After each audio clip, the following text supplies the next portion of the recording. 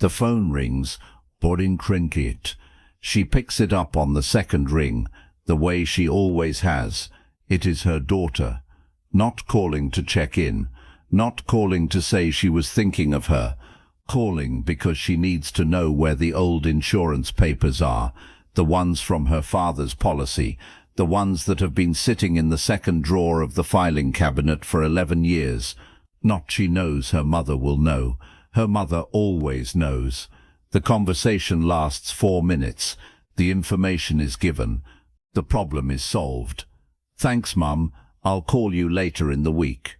The line goes quiet. She sets the phone down on the kitchen counter.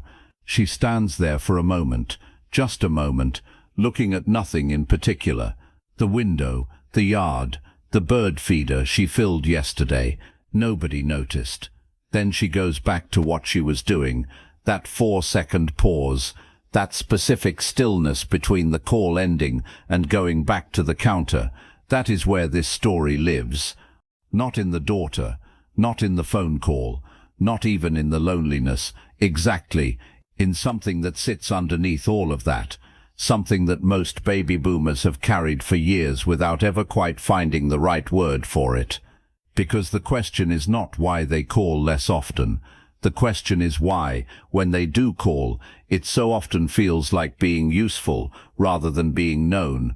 And the deeper question, the one that almost never gets said out loud, is this: when the usefulness slowly fades, when the children are grown and capable and no longer need the insurance papers or the recipe or the advice about the contractor, who does that leave behind? Who does it leave you as? To understand where that question comes from, you have to go back further than retirement, further than the empty nest. You have to go back to the house you grew up in, and more specifically, to what that house taught you about what a person is worth. If you were born between 1946 and 1964, the household you grew up in ran on a kind of unspoken arithmetic, not cruel, not unusual for its time, just very clear about certain things. Your father came home from work, and the important thing was that he came home, not how he felt about the day, not what was weighing on him.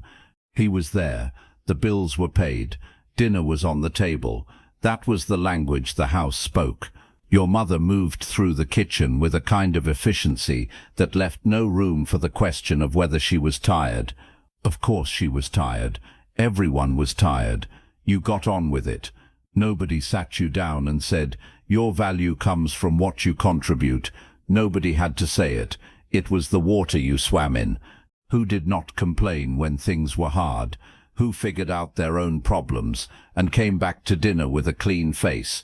The children who were difficult, and this was never said directly, but you knew children always know, were the ones who needed too much, who asked for too much, who took up more space than they gave back. You learned the arithmetic young, and you were good at it. There is a moment many people from this generation remember. You are 9 or 10 years old.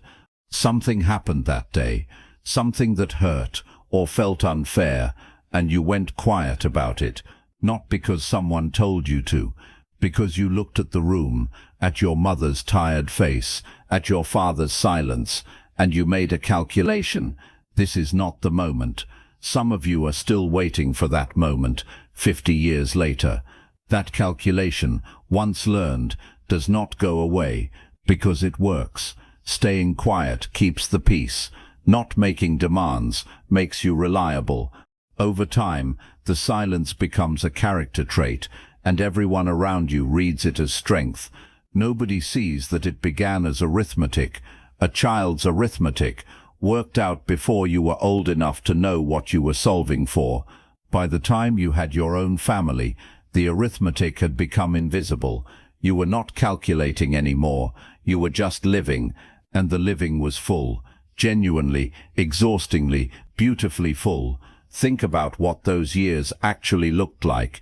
You were up before anyone else. School lunches on the counter by 7. Permission slips signed twice because the first ones were lost.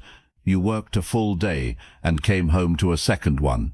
Dinner, dishes, homework at the kitchen table at 9 o'clock. The weekend was not rest. Little League Saturday morning, a birthday party you waited outside, a Sunday obligation you attended because that is what you did. And underneath all of it, this is the part that is hard to explain to people who were not there. Underneath all of it was something that felt less like obligation and more like purpose, like proof. You were needed, specifically, genuinely, irreplaceably needed. Not in some abstract sense, in the most concrete sense possible. If you did not do it, it did not get done. That kind of needed, it did not occur to you to examine what that feeling was doing for you, because why would it? It just felt like life, and honestly, for a long time it was. Here is the thing about building a life around being needed, and this is the part that takes a while to see clearly. It works. It works for a very long time, and then one day it works a little less, and then a little less, and the change is so gradual that you almost miss it, except that some part of you does not miss it at all.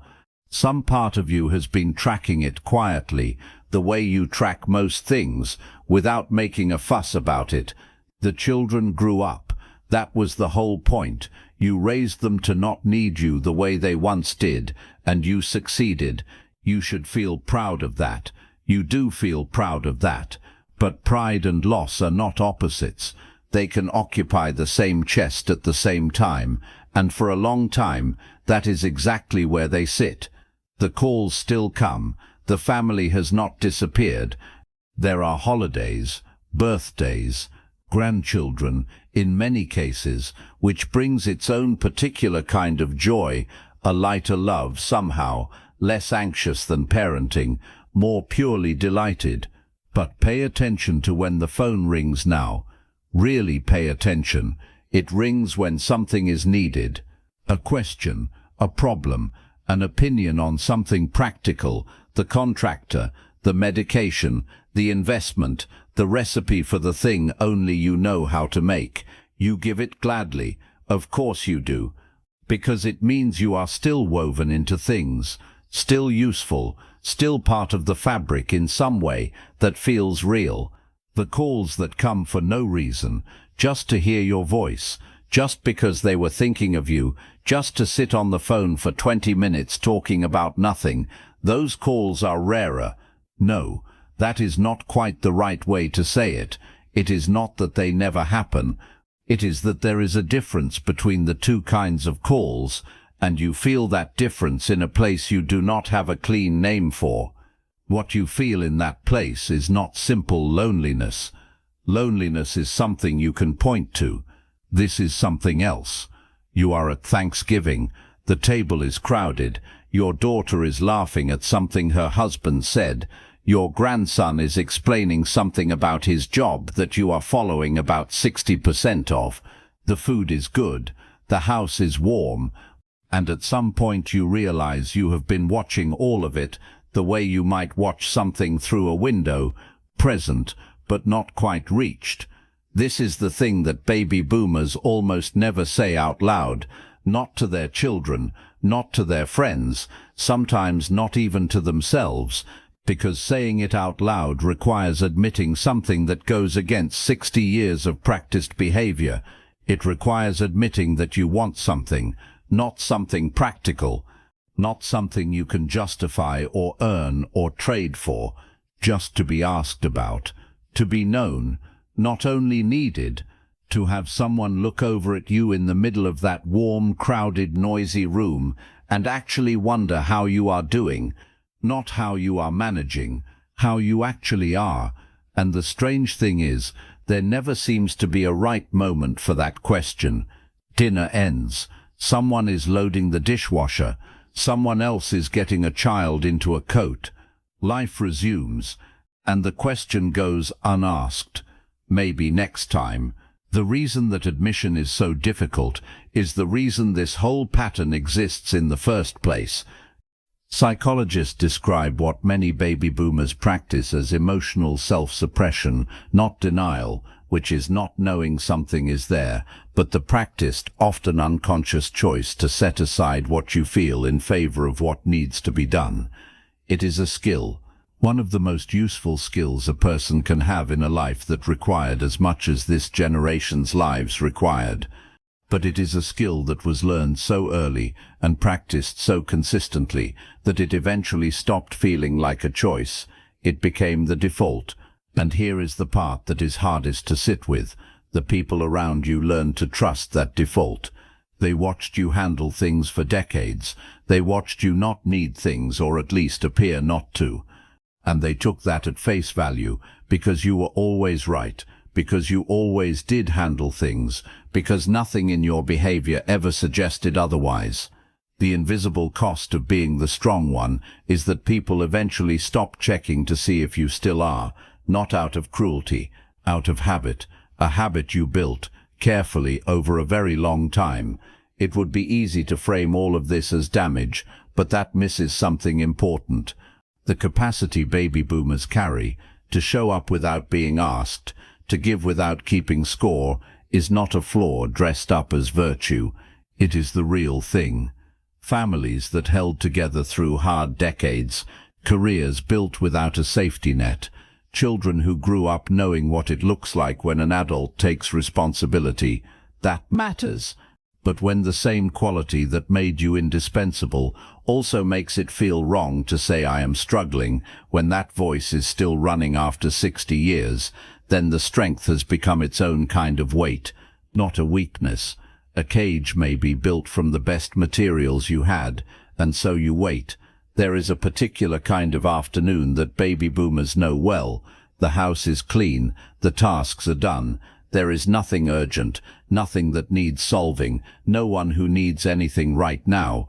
You could sit, you could rest, and instead you find yourself rearranging something that did not need rearranging, or making a list for tomorrow, or checking the bird feeder again even though you checked it an hour ago. 'Cause stillness, unearned stillness, is something this generation was never quite taught how to hold.